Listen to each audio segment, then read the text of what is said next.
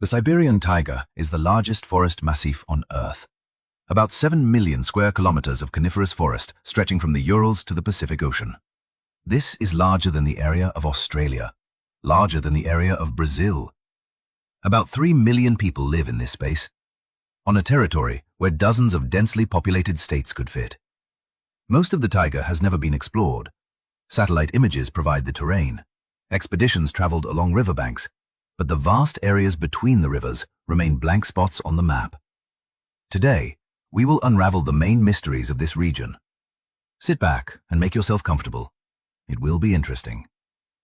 On the 30th of June, 1908, something happened over the taiga of the Krasnoyarsk territory. The explosion was heard 800 kilometers away, in cities, towns, and remote hunting camps.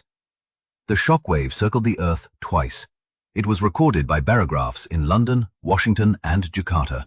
These instruments were not designed to record explosions. They recorded atmospheric pressure, but the event was so powerful that it left a mark everywhere. Within a radius of about 2,000 square kilometers, the taiga was flattened. Trees lie radially, like spokes of a wheel, spreading from a single central point. About 80 million trees. There is no crater.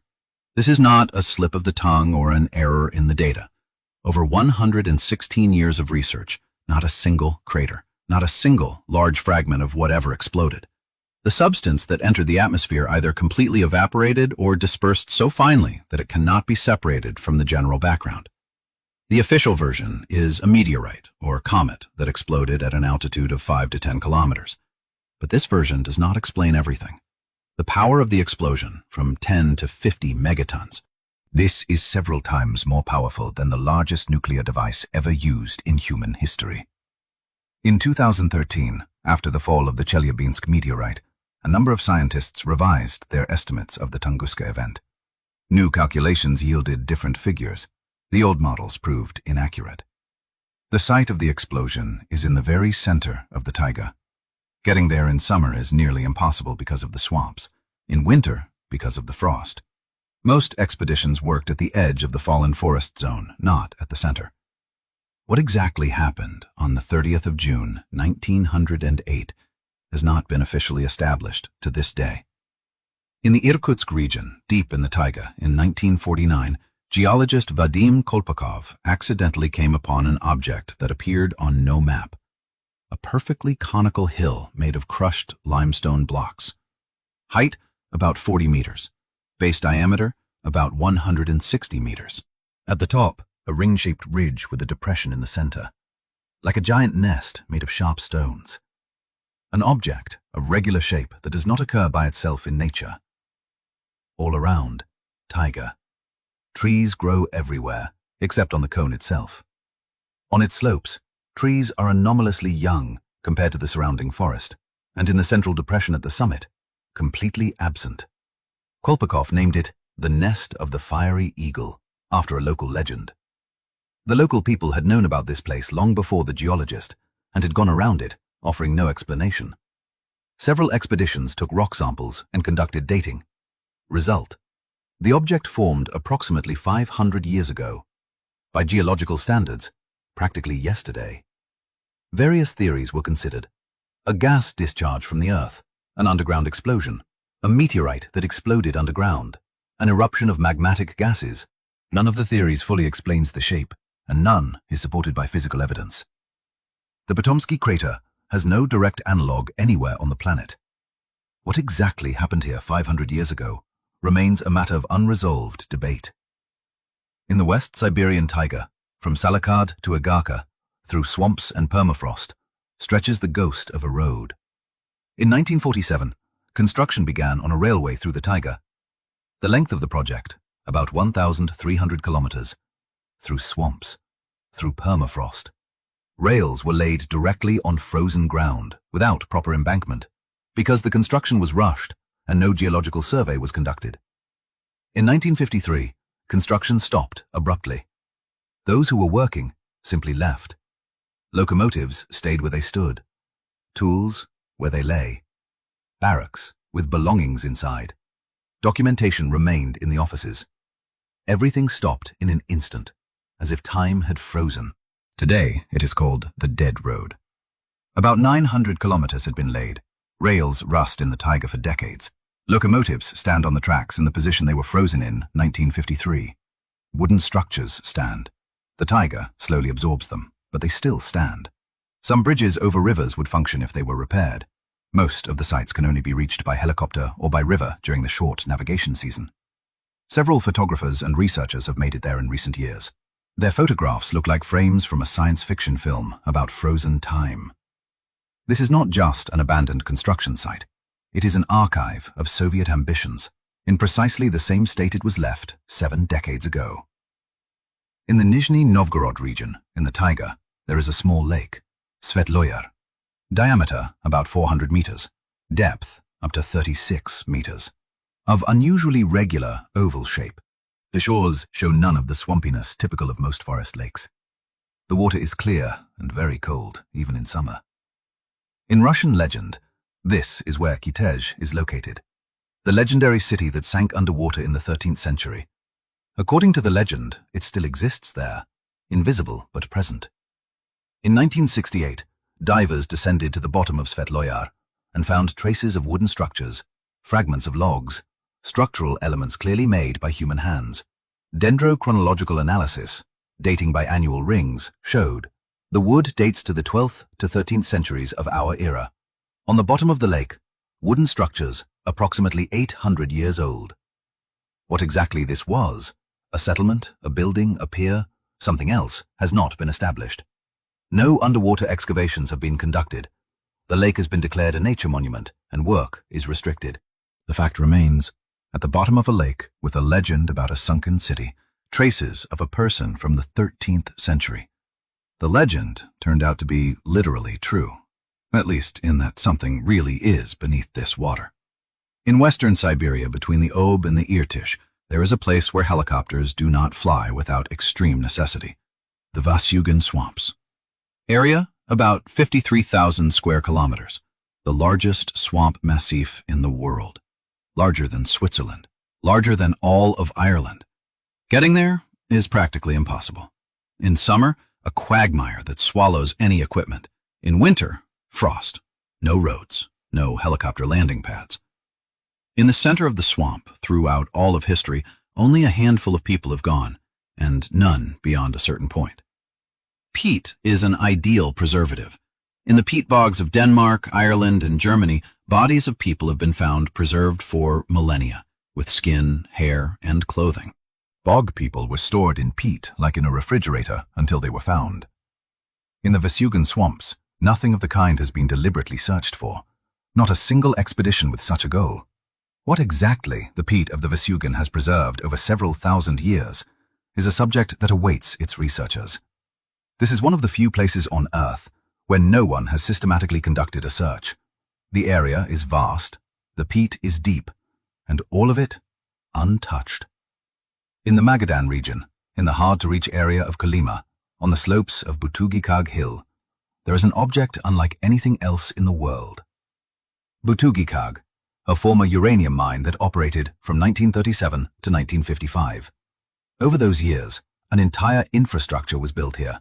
Mine shafts going deep into the mountain, multi-level systems of underground tunnels, ore processing plants, administrative buildings, residential barracks, a hospital. All of this is scattered across the slopes of several hills at an altitude of more than 1,000 meters above sea level, in an area that in summer can only be reached on foot through the taiga, and in winter along frozen rivers. After closing in 1955, the site was abandoned completely. No dismantling, no conservation, no removal of equipment. Simply, they left. Metal structures remained standing, equipment in place, documents in the offices. Butugikag now looks like a frame from a post-apocalyptic film. Metal lattice structures against a backdrop of completely bare slopes. No vegetation due to years of radioactive exposure. Rusty ore cars on the rails. Open mine shafts descending into darkness. Tunnels that can be entered. Part of the territory still has elevated radiation levels, not critical for a brief visit, but sufficient for a Geiger counter to react even on the approaches. Researchers who have made it there describe the feeling of time having stopped completely. The last person left here in 1955, and since then only the Taiga and the frost have slowly been doing their work. At the mouth of the Taz River in western Siberia, in 1601, a city was founded. Mangazaya, the first Russian city beyond the Arctic Circle, the first trading center of Siberia, and one of the most remote cities of its time anywhere on the globe. It could only be reached by sea or by river, and only during a short navigation window. Over several decades, a full-fledged urban settlement grew here. The voivode's court, the administrative center, a Gostiny Dvor for merchants, several churches, smithies, fish rows. Up to 100,000 sable pelts passed through Mangazaya per year. It was one of the country's main fur markets. In 1672, by royal decree, the city was abandoned. The trade route was closed for reasons of state security, so that foreign seafarers would not learn the sea route to Siberia. Residents were resettled. Houses were left behind. The city simply ceased to exist within a few years. It was covered by peat and swampy soil. It was nearly forgotten, mentioned in old documents, but no one knew exactly where it had stood. In the 1960s, Soviet archaeologists rediscovered Mangazaya under 1.5 meters of peat deposits. The preservation proved phenomenal. Wooden structures were standing. Household items lay in their places. Clothing, tools, trade weights. What has been excavated is a negligible portion of the city. Most of the structures are still under the peat, untouched and preserved by the northern climate. In the Altai Mountains, on the edge of the Taiga, in the valley of the Anui River, there is a cave. Okladnikov Cave. Small, unremarkable. It has been studied since the 1980s. The finds inside radically changed the understanding of how different human species coexisted on Earth. In one and the same layer of the cave, dated to approximately 45,000 to 50,000 years ago, remains of Neanderthals and traces of Denisovans were found. Two completely different human species in one space at the same time. This is the only known place on Earth where such an intersection has been recorded. Nowhere else, in no other cave in the world, has the simultaneous presence of these two species been found in a single cultural layer. How exactly did they coexist? Did they live in this cave alternately, by seasons, or simultaneously? Was this an encounter that ended in exchange or conflict? Traces of direct interaction, artifacts clearly belonging to both species, in the same context, have not yet been found. But the very fact of their presence in the same place at the same time raises questions for which there are no answers. After the discovery of Denisova Cave and the genetic analysis, it became clear Denisovans and Neanderthals did not merely coexist, they interbred. Okladnikov Cave is the physical place where this could have happened. The Altai Taiga preserves traces of a world that existed before us, and which we are only beginning to understand. On an island in the middle of Lake Onega in the Siberian Taiga stands a wooden church. The Transfiguration Church on Kizi Island, built in 1714. 22 domes, each made of aspen, each covered with shingles in such a way that over time the wood takes on a silvery hue, without a single nail, from wood, on boulders instead of a foundation. The building has been standing for more than 300 years, in the conditions of the Karelian climate, with enormous temperature swings, humidity, and snow loads that break modern structures. The design uses the principle of living wood. The logs are joined in such a way that when they expand from moisture, they tighten the structure rather than destroying it. When drying, they separate just enough not to crack. This requires precise calculation, not only of geometry, but of the behavior of specific timber over decades. In the 20th century, the church began to deform. Large-scale restoration work began. Architects and engineers who studied the structure in detail admitted they cannot fully explain why it holds together the way it does. Some of the solutions used by the 18th century carpenters cannot be calculated by modern methods. They simply work, and reproducing them through calculation has proved impossible. The name of the master has not survived in the documents. No records of the technology, no blueprints, only the church, standing into its 3rd century, having outlived all who built it. At the mouth of the Pechora River, where the taiga gives way to tundra, in 1499, a city was founded, Pustozersk, the first Russian city in the Arctic, founded by decree of Ivan III, even before Columbus reached the shores of the Americas. Trade with the polar regions passed through it. Expeditions to the east set out from it. Pustozersk existed for several centuries. It had several churches, a voivode's chancellery, and merchants' courts. Here, the archpriest Avakum was held prisoner, one of the main figures of the Old Believer schism of the 17th century. It was in Pustozersk, in captivity, that he wrote The Life of Archpriest Avakum, the first autobiography in Russian literature. A text written in an Arctic jail became a monument of literature. By the 19th century, the city began to empty. Trade routes had changed, and the population had moved closer to navigable rivers. By the 1960s, the last inhabitants had left. Today, there is not a single above-ground structure remaining in Pustozersk. Literally nothing. The Arctic climate, permafrost, and swamps have absorbed everything visible. But underground, everything is in place. In the 1990s, archaeologists found Pustozersk beneath the surface of the swamp. Foundations of buildings, household objects, traces of wooden pavements, the traditional solution for Russian cities on marshy soil. The preservation is good. The permafrost has conserved everything. Russia's first Arctic city exists, only underground. Excavated in a negligible portion. On the border of the Taiga and the steppe, in the southern Urals, in 1987, Soviet archaeologists were conducting a survey before the construction of a reservoir. They found a city, Archaim, dating approximately 2100 to 1800 years before our era. This means the city existed simultaneously with the flourishing of Mycenaean Greece and earlier than Homeric Troy. It was built according to a deliberate plan, 2 concentric rings of walls divided into sections, radial layout, clear streets, a drainage system beneath the streets. This is not a random settlement. It is a city, designed from scratch, built according to a single concept. The diameter of the outer wall, about 160 meters. Each house had access to both the inner and outer street, like a modern block with courtyards. Each house had its own well. Each had a cellar for storing provisions. The structure is designed for long habitation and self-sufficiency. Archaim existed for about 200 years and was deliberately burned and abandoned by its own inhabitants. Before leaving, they carefully removed all valuables. Not a single valuable item remained inside.